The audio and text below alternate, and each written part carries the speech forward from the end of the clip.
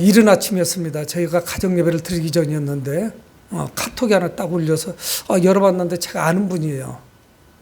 채 한 달이 안 됐는데 저희 교회를 두 부부가 밑에 와서 마사지 그 물리치료를 받고 교회가 있어서 잠깐 방문하셨다고 해요. 명함을 주시는데 원로 목사님입니다. 사모님은 아무 말씀 안 하시는데 종종 이렇게 말하는 뉘앙스 가운데 신천지 이야기를 한 두 번 하더라고요. 신경이 굉장히 거슬리는데 신천지서에 그렇게 무리하게 묻기는 좀 어려웠어요. 명함에 보니까 어느 지역 선교사 무슨 선교센터 회장 명함을 화려하게 다 이렇게 다 기록이 되어 있는데 근데 신경이 무지 거슬렀어요. 그 중에 하나가 목사님 요즘 교회가 어떻습니까? 아니 신천지 때문에 어렵고 그때는 이제 대화 처음이었기 때문에 그러면서 신천지 이단들하고 우리 교회를 잘 이해를 못합니다. 정통교를 잘 사람들이 이렇게 구분하지 못하고 있고 그래서 그냥 한 부류로 이렇게 인정을 하고 있고 또 이제 코로나가 3년 있었기 때문에 교회들은 매우 어려웠을 겁니다. 예배드리기가 어려웠고 첫째는 또 하나는 전도하는데 어려움이 있었습니다. 근데 요즘 보니까 제가 아는 목사님들 중에 신천지로부터 크게 도움을 받는 사람들이 있더라고요. 그래서 제가 좀 불끈했죠. 목사님이 아무리 어려워도 신천지 도움을 받으면 그게 교회입니까? 목사님이라고 할 수 있겠어요? 제가 그런 정도로 끝났어요. 그분도 크게 심하게 이야기하지 않고 그런 사람을 봤다는 식으로 얘기를 하니까. 근데 그분이 카톡이 딱 왔어요. 이만희 총회장 말씀 사경에 해가지고 딱 보낸 거예요. 제가 누굽니까? 그래서 답장을 길게 쓰셔요. 제가 첫날 오셨을 때 신천지 냄새가 물씬 풍긴다는 거 알았습니다. 그러면서 제가 길게 써서 보내셨죠. 빨리 거기서 돌아오세요. 이만희가 누군지 아십니까? 인기 가수 싸이의 장인인 유만열이라고 하는 사람 그 밑에 유만열은 17세 18세에 교주가 됐는데 그 밑에 있다가 그거 벤치마킹 한 겁니다. 그거 배워가지고 한 게 지금 신천지다. 나는 이만희 씨가 구원은 받았는지 난 그 구원조차도 의심한다. 이렇게 하고서 마무리 딱 졌어요. 그리고 차단하고 그러고 왔습니다. 그게 목사가 주일날 설교해야 되고 예배 드려야 되는데 신경을 팍 자극하잖아요. 제 가장 깊은 곳을 탁 치는 거죠. 평정심을 잃도록 하는 그것도 사탄의 전략이라고 저는 보입니다. 그래서 그거 다 스크린샷 해놨으니까 가지고 있어요. 주일날이라 저도 많이 이제 누그러뜨리고 신천지의 그 거짓된 모든 것을 몇 가지를 제가 쭉 이렇게 나열을 했습니다. 그리고 빨리 거기서 돌아오시고 그런 짓 하지 마시라고. 여러분, 우리가 어떤 모습으로 하나님께 영광을 돌릴 수가 있겠습니까? 그것은 우리의 삶이 예수 그리스도를 닮아서 예수 그리스도처럼 예수 그리스도 같이 살아가는 것 아닐까요? 근데 자기 정체를 숨기고 거짓을 드러내고 우리 주님은 피할 수 있는 기회가 얼마든지 있었지만 담대히 복음을 전하시고 십자가에 피 흘리시는 그런 주님으로 우리에게 남아있지 않아요. 그분에게 어떤 거짓을 찾을 수가 있겠어요. 입만 열면 거짓말하고 아무리 목적이 좋아도 과정이 나쁘면 안 되죠. 오늘 성경에 나오는 이 스데반은 사람들이 기도하고 안수한 그런 사람이에요. 그래서 우리는 초대교회 일곱 집사다 이야기하는데 처음에는 집사로 세웠던 것은 아니었습니다. 근데 그 스데반은 예수 그리스도를 닮은 사람이었어요. 그리고 예수 그리스도를 따랐습니다. 예수 그리스도와 같은 삶을 살아갔어요. 그래서 누구를 세웠느냐? 믿음과 성령이 충만한 사람이었다. 성경 말씀하고 있거든요. 이 6장에 바로 오늘 7장 앞부분에. 그래서 7사람을 교회의 지도자로 세운 거예요. 평신도 지도자예요. 그래서 이들이 사역을 분담하고 나니까 교회가 왕성하게 성장하기 시작합니다. 특히 이 6장에서 이 스데반에 대해서 뭐라고 말씀하냐면 스데반은 은혜와 권능이 충만해요. 은혜가 충만하고 하나님의 권능이 충만하여 큰 기사와 표적을 보이는 사람이었다고 말씀해요. 좀 남다른 데가 있는 그런 사람입니다. 근데 이 스데반이 잡혀 들어가요. 위기감을 느낀 유대인들이 그들을 불러다가 붙잡아다가 신문합니다. 거짓 증인들을 매수하죠. 그래서 그를 코너로 몰아버립니다. 그러면서 6장 15절에 스데반을 주목하여 보니 천사의 얼굴과 같았다 하면서 6장이 마무리되고 7장으로 넘어옵니다. 그러면서 이 스데반은 이 7장 전체가 뭐냐면은 이스라엘 역사를 인용해서 거기에 모인 공회에 모인 사람들에게 설교하는 거예요. 한편의 설교예요. 그래서 이스라엘 모든 역사를 쭉 이야기합니다. 그 내용은 뭐냐면 하나님께서 이스라엘 백성들을 택하시고 얼마나 큰 은혜를 내려주셨는지, 얼마만큼 큰 축복을 주셨는지, 그리고 하나님께서는 이스라엘 백성들을 향하여 선지자들을 보내서 계속적으로 그들을 경고했지만 그들은 하나님을 배신하고 하나님을 떠나갔다. 하나님께서 보내신 그 선지자들을 죽였다. 뒤로 가면서 이제 그들을 힐난하고 책망합니다. 어떤 긴 설교를 했어요. 그리고 아주 뼈를 찌르는 아주 통렬한 설교를 마무리했습니다. 그랬더니 성경은 뭐라고 말씀하냐면 오늘 7장 5절 본문이죠. 그들이 이 말을 듣고 마음에 찔려 그를 향하여 이를 갈고는 이렇게 말씀하고 있어요. 그러니까 이 스데반의 설교는 주 내용이 뭐냐? 오실 메시아, 그거를 선포한 자들, 선지자들을 죽였다는 것을 말씀했거든요. 그러니까 이 말씀이 거기에 공회에 모인 유대인들을 자극했습니다. 그래서 성경은 뭐라고 말씀하냐면 이 말을 듣고 마음에 찔렸대요. 그러면서 어떤 반응을 보였냐면 이를 가는 거예요. 아주 부정적인 반응을 보이고 있는 것이죠. 청중인 그 공회원들을 향해서 자기들은 하나님께 열심 있는 사람들이다 생각하고 있는데 자신들을 책망하는 스데반의 그 설교, 분노를 일으킬 수밖에 없었겠죠. 말을 듣고 마음에 찔려 그를 향하여 이를 갈거늘. 마음이 찔렸다는 것을 보면은 분명히 그들은 뭔가를 느꼈어요. 아, 우리가 지금 잘못됐구나. 우리 조상들이 잘못됐구나. 이스라엘 백성들이 잘못되어 있구나. 우리 유대주의자들이 뭔가 잘못하고 있구나 하는 것을 깨달았어요. 잘못을 알긴 알았다는 사실이에요. 여러분, 그런데 우리가 지지난주, 2주 전에 설교들은 사도행전 2장. 정말 오합지졸이었습니다. 제자들이 뿔뿔이 흩어졌어요. 근데 주님이 승천하신 말씀하시죠. 하나님께서 약속하신 것을 기다리라. 서두르지 말아라. 흩어지지 말고 기도했더니 10일째 된 날 오순절 날 성령께서 임하십니다. 그때 베드로가 설교하자 동일해요. 내용이. 거의 유사한 설교를 한 거예요. 베드로도 이런 설교를 했고 지금 스데반도 똑같은 설교를 거의 했습니다. 근데 그때 사람들의 반응은 어땠냐면 그러면 우리가 어찌할꼬? 사도들에게 묻는 거예요. 이 두려움이 엄습하는 거죠. 우리가 잘못했구나. 우리가 죄를 범했구나. 메시아를 십자가에 못 박았구나. 그럼 우리가 어떻게 해야 우리가 살아날 수 있겠는지, 우리가 어떻게 구원을 받을 수 있을 것인지, 이렇게 반응을 보였어요. 여러분, 그런데 이들은 반응이 전혀 다릅니다. 그 말씀을, 동일한 말씀을 듣고도 마음에 찔렸지만 이를 갈았어요.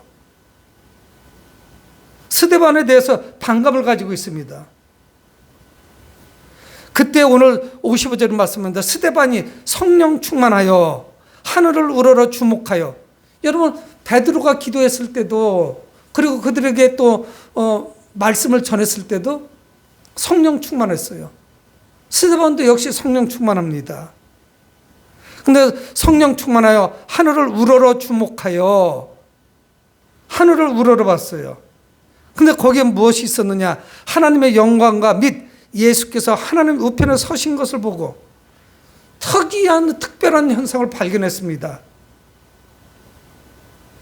그가 하늘을 봤는데 하늘이 열리고 하늘에 하나님의 영광과 예수님께서 하나님 우편에 서신 것을 본 거예요. 여러분, 부활하신 예수님께서 하나님과 영광을 함께 했습니다.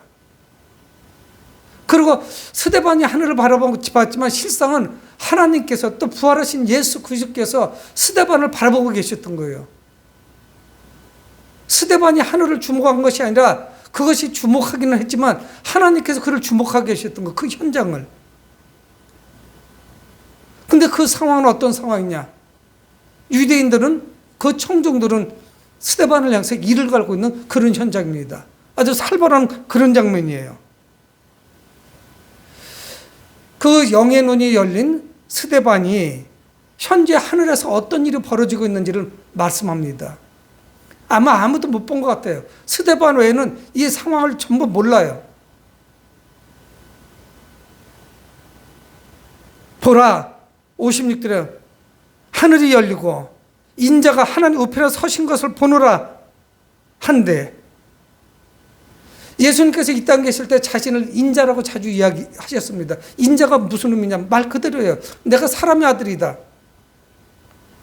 하나님의 아들이라고도 말씀하시지만 인자라고도 자주 말씀하셨어요. 인자는 뭡니까? 사람의 아들. 그러니까 사람은 어머니 아버지가 결혼해서 난 자연적인 인간을 의미하는 것도 있지만, 사람의 모든 죄를 그분께 전가시켜서 이제 십자가에서 죽으실 예수를 의미하기도 해요. 그분이 하나님의 아들이시여 사람의 아들로 죽는 거예요. 모든 죄를, 우리의 죄를 그분한테 전가시킨 거예요. 뒤집어 씌운 거죠. 그래서 우리가 가지고 있었던 모든 죄를 그분께서 모두 뒤집어 쓰고 십자가로 가십니다. 그분이 단번에, 영단번에 죽으심으로 우리는 이제 구원받을 수 있게 되었죠. 그래서 예수님은 인자라고 자주 말씀하셨어요. 그래서 복음서에는 그렇게 인자라는 것을 많이 사용하지 않습니다. 하나님의 우편은 어떤 것이에요? 예수님의 그 심판의 권세를 의미해요. 그 주님께서 그를 바라보고 계십니다. 여러분, 지금 이 스데반은 순교 직전이에요. 하나님께서는 하늘을 열어주시고 하늘나라를 보여주시고, 그리고 그 숨이 끊어질 때 미래를 보여주시며 소망을 보여주십니다. 비전을 보여주세요. 그 하나님나라의 비전을 보여주시는 거예요. 여러분, 사탄은 그리스도인들이 하나님을 위해서 살지 못하도록 합니다. 여러분, 우리는 어떤 순교를 할까요? 순교할 게 천지예요. 여러분, 우리가 교회 예배당을 올라오다 보면, 저는 목사로서 또 여기 임대인이기 때문에 그런지 늘 신경이 입구에서 거슬러요. 입구에 딱 들어오면은 먼지가 잔뜩 쌓인 전동 킥보드가 쭉 몇 대가 있습니다. 새 것도 아니에요. 뭐 오늘 올라오시면서 봤겠지만 굉장히 좀 지저분하고 더러고 폐기물 정도 수준이 거기 있어요. 어제도 퇴근하는데 왼쪽에도 있더라고요. 내려오면서 그 오른쪽 왼쪽에 다 있는 거예요. 그래서 그 젊은 친구가 일을 하고 있습니다. 그래서 제가 이야기했어요. 잠깐 여기 좀 와보세요. 그랬더니 와요. 여기는 함께 쓰는 곳이 입구인데 위에는 노인들도 계시고, 여기서 걸려 넘어지면 오토바이 밑에 깔리면 사람이 크게 다치지 않겠냐. 우리도 마찬가지지만 위에는 계속 하루에 수십 명의 노인들이 올라옵니다. 2층에. 그래서 이제 거기서 물리치료 받고 이러고 가요. 치과병원에도 물론 어른들이, 노인분들이 많이 오고, 뭐 바닥에서 쓰러져가지고 호적거리는 그런 분도 제가 봤고. 그래서 얘기했어요. 여기는 놓지 말고 이쪽에 좀 가지런하게 놓으면 안 되겠냐 하니까 아마 마음이 편하지는 않았을 거예요, 본인이요. 그러면서 치우겠습니다 하면서 그냥 갖다 놓는데, 뭐 유쾌하겠어요. 그런 얘기 하는데 그 빈틈에다 갖다 놓더라고요. 늘 그 오토바이를 4대 5대요. 근데 저는 제가 건물주라면 여기는 공용 면적이니까 여기 놓지 마세요 하겠는데, 뭐 제가 뭐 건물주한테 이야기할 수가 없죠. 그냥 늘 생각해. 저희 집 사람한테 이 얘기를 하면, 왜 목사님에 대해서 그 얘기를 뭐하러 하냐고 분명히 얘기했을 거예요. 근데 계속 저기다 놓은 거예요. 4대, 5대, 어떤 때는 6대. 또 한쪽에다 2줄로도 놓기도 해요. 그럼 사람이 갈 수 있는 통로가 3분의 1도 안 되는 거예요.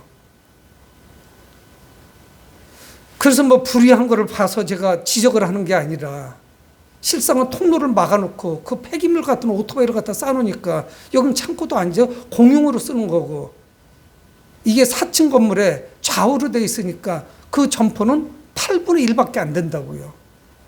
주차장이 8대 될 수 있는 곳이라면 자기네들은 한 대밖에 될 수가 없는 거예요. 그렇잖아요. 근데 저걸 차지하는 거예요. 그리고 그런 생각을 합니다. 우리가 삶을 통해서 우리는 순교를 당하는 거예요. 하고 싶은 말을 할 수가 없어요. 그거 하면서도 아주 정중하게 이쪽에서 그쪽 가지런하게 놓으면 안 되겠느냐고 젊은 친구한테 막 통사정을 하는 거예요. 입구를 막아놓고 계단 앞에다 놓은 거예요. 오토바이 한 대를 갖다 좌우로 다 놓은 거죠. 내려가시면서 한번 잘 보세요. 먼지가 투성이에요. 깨끗한 거나 놓으면 말 안 하죠. 아니면 화분을 가지런하게 한 두세 개를 놓는다든가. 여러분, 우리가 사는 세상은 계속적인 순교의 연장이에요. 이 5월달도 그렇고요. 계속 가족들하고도 부딪히고 주변 사람들하고 부딪히고 우리의 삶 속에서 우리를 죽이겠다고 덤비드는 사람이 있는 게 아니라 실상은 우리를 코너로 몰아넣고 그러고 나서 마지막에 던지는 말은 뭐냐면 그리스도인이면서 또는 목사하면서 그거 이해하지 못한다, 양보하지 않는다, 이런 얘기를 던집니다. 그렇잖아요. 우리의 삶은 순교의 연장이에요. 삶을 통해서 하나씩 하나씩 배우자들끼리도 그렇고 가족들 간에도 그렇고 그래서 그 삶 가운데 우리가 순교를 당하는 것이죠. 우리가 가진 순교의 신앙은 결국 이 사탄의 그 계획을 실패로 몰아갑니다. 우리가 믿음으로 바로 설 때 사탄은 실패할 수밖에 없어요. 우리가 결국은 승리하죠. 이 스데반이 설교를 마쳤을 때는 이 고개는 통제할 수가 없었습니다. 여기는 아주 어수선한 그런 분위기가 됐어요. 하늘이 열리고 하나님이 하나님의 영광 중에 임하시고 예수 그리스도께서 하나님의 우편에 계시다는 이 말씀은 하나님과 예수 그리스도, 자기들이 십자가 못 박아 죽인 예수 그리스도가 동급이라는 이야기예요. 여러분, 이건 인정해 줄 수가 없습니다. 또 하나 그들의 자존심을 긁은 건 뭐냐면은 스데반의 눈에는 보이는 하나님이 자신들의 눈에는 안 보인다는 거, 이거는 참을 수가 없어요. 이건 분노를 일으키기에 충분합니다. 저것들 예수라고 하는 자를 믿는 자들, 저것들은 이단이야. 저것들은 척결 대상이야. 저것들은 잡아다 처벌을 해야 돼. 감옥에 가두던가 죽여야 돼. 이런 생각을 가지고 있는데 하늘문이 열리고 하나님의 영광 중에 임하시고 그 오른쪽에 계신 예수 그리스도를 봤다고 하니 이거는 견딜 수가 없죠. 이거는 참을 수가 없습니다. 신성모독이요, 자기들 보지 못하는 하나님을 봤다고 하니 이거 견딜 수가 있겠어요? 그러니까 그들은 특별한 반응을 봅니다. 57절에 그들이 큰 소리를 지르며 귀를 막고 일제히 그에게 달려들어. 들을 가치가 없다는 이야기예요. 안 듣겠다는 이야기예요. 베드로의 그 설교를 들은 사람들의 반응이 그러면 우리가 어찌할꼬, 어떻게 해야 될지를 좀 가르쳐달라고 이야기한 거로 정반대죠. 귀를 막아버립니다. 큰 소리를 지르는 거예요. 그리고 스데반의 말을 저지합니다. 귀를 막아버렸어요. 저 부정한 말이 내 귀에 와서 꽂히는데 이거를 안 들을 방법이 없잖아요. 계속 스데반은 말씀을 전하고 귀를 더럽히고 사람을 더럽히니까 부정한 말을 안 들으려고 귀를 막아버린 거예요. 그러면서 그들은 회개하기보다는 모두 일제히 달려듭니다. 스데반을 이제는 당할 수가 없으니까 폭력을 동원하죠. 얼마나 자존심이 상했겠어요? 그래서 성경 말씀하는 거예요. 58절에 같이 한번 읽어볼까요? 시작. 성 밖으로 내치고 돌로 칠세, 증인들이 옷을 벗어 사울이라 하는 청년의 발 앞에 두니라. 스데반을 성 밖으로 내쳐버리고 돌로 쳤다는 거예요. 여러분, 그러면서 성경은 우리에게 뭘 말씀하냐면 이게 뭐 작은 돌이 아닙니다. 증인들이 옷을 벗어 사울이라고 하는 청년 앞에 던졌대요. 여러분, 여기 우리는 미래의 위대한 선교사인 이 사울이 나오는 모습을 봐요. 유대식 이름은 사울이고요. 로마식 이름은 바울이죠. 사도 바울, 우리에게 알려져 있죠. 그래서 영어 이름으로는 폴 그렇게 부르죠. 그러니까 옷을 벗어서 사울의 발 앞에 던졌고 사울은 그 죽이는 무리에 가담을 했고 그리고 그대로 옷을 짓겠다는 건 뭐예요? 그 죽이는데 가담했다는 이야기예요. 여러분, 이것이 작은 돌이 아니었어요. 원활하게 돌을 큰 돌을 던지려고 아마 이들은 옷을 벗었던 것 같아요. 옷을 벗어서 그 살해 현장에 사울이 있었다고 이 누가는 증언하고 있습니다. 성 밖으로 내친 거예요. 유대인들은 사람을 죽일 수 있는 권한이 없습니다. 예수님도 죽일 수 없었어요. 그러니까 총독에게 데리고 예수님을 총독에게 맡기죠. 그래서 총독의 힘을 빌려서 예수 그리스도를 십자가 못 박죠. 이들의 살인은 충동적이었어요. 그래서 돌을 던져 스데반을 죽입니다. 여러분, 이 스데반의 죽음, 이 죽음은 억울한 죽음이에요. 그러면서 이 죽음은 예수 그리스도의 죽음을 닮아 있습니다. 그래서 59절에 그들이 돌로 스데반을 치니 스데반이 부러지죠. 이렇게 말씀하고 있어요. 여러분, 우리는 스데반을 잃은 것은 초대교회의 큰 손실이라고 생각을 합니다. 그렇잖아요?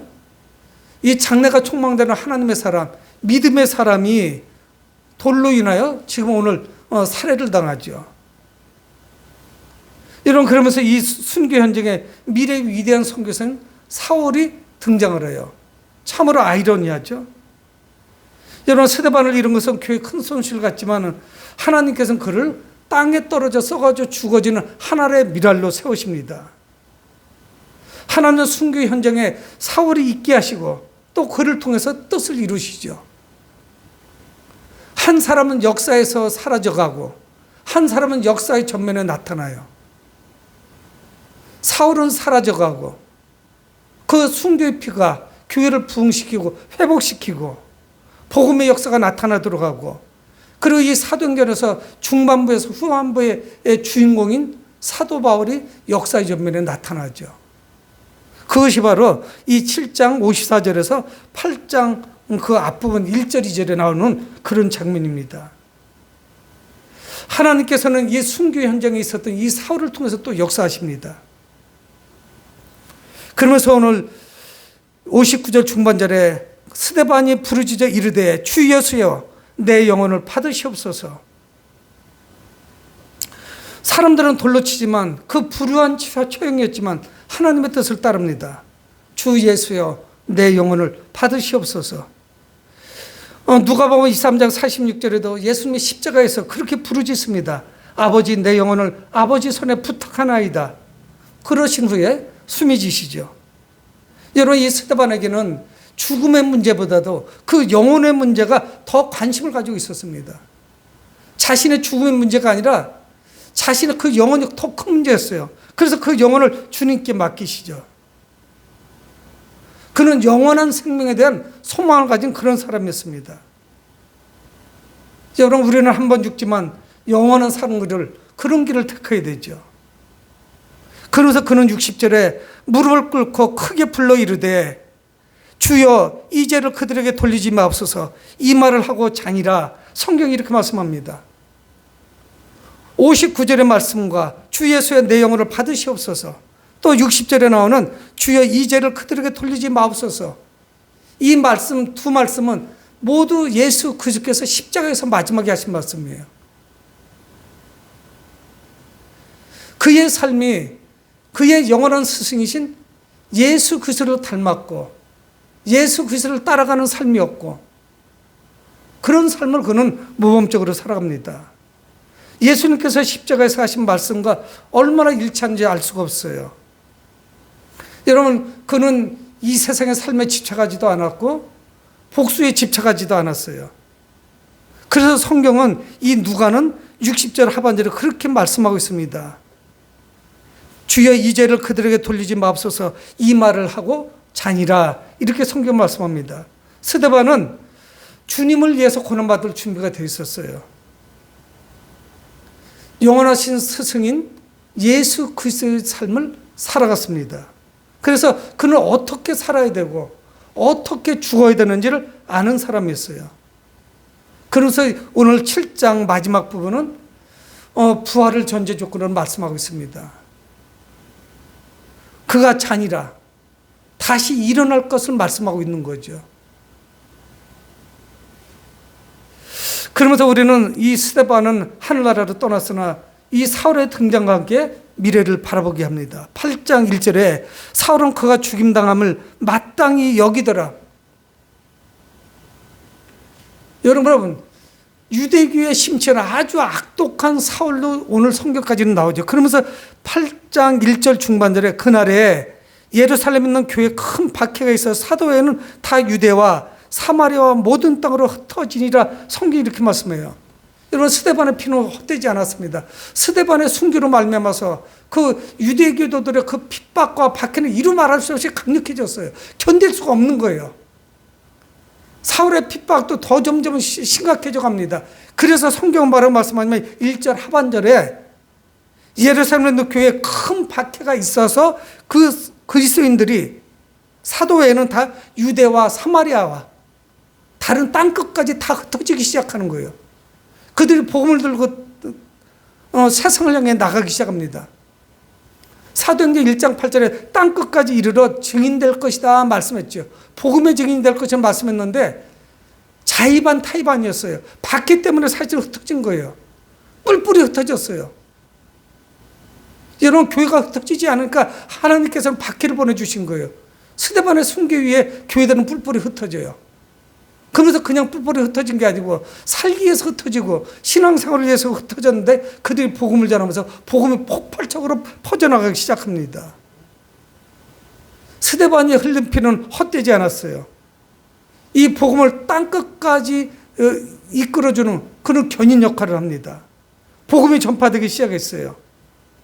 이 복음이 전 세계를 뒤엎고 우리에게까지 전달이 되었습니다. 스데반의 삶은 실패가 아니었어요. 예수 그리스도를 닮은 삶이었어요. 그의 죽음은 수많은 사람들을 예수 그리스도로 인도했습니다. 수많은 제자들을 그 순교로 인도했어요. 그는 주님의 뜻을 이루도록 했습니다. 그는 순교의 면류관을 받았어요. 이 스데반은 스테파노스라는 이름이에요. 스테파노스는 뭐냐면 왕관 또는 면류관이에요. 여러분, 참 우리는 특이한 현장을 보죠. 하늘문이 열리고 순교를 당하는 스데반을 바라보시는 하나님과 예수 그리스도, 이제 순교당하여 하나님께서 허락하시는 그 면류관, 왕관을 받을 스데반을 지금 바라보고 계십니다. 근데 스데반의 의미가 뭐예요? 왕관이라는 이름, 면류관이라는 이름을 가진 사람이 하나님의 면류관, 왕관을 받는 거예요. 하나님의 명실상부 놀란 그 영광을 받게 되는 것이죠. 여러분, 왕관이라는 사람의 머리 위에 하나님께서 씌워주신 그 왕관, 이것이 얼마나 영광스러운 것입니까? 우리도 스데반처럼 주님을 위해 살다가 주님을 위해서 죽는 여러분들이 되시길 주 이름으로 축복을 드립니다. 고마우신 아버지 하나님, 주의 은혜를 감사합니다. 하나님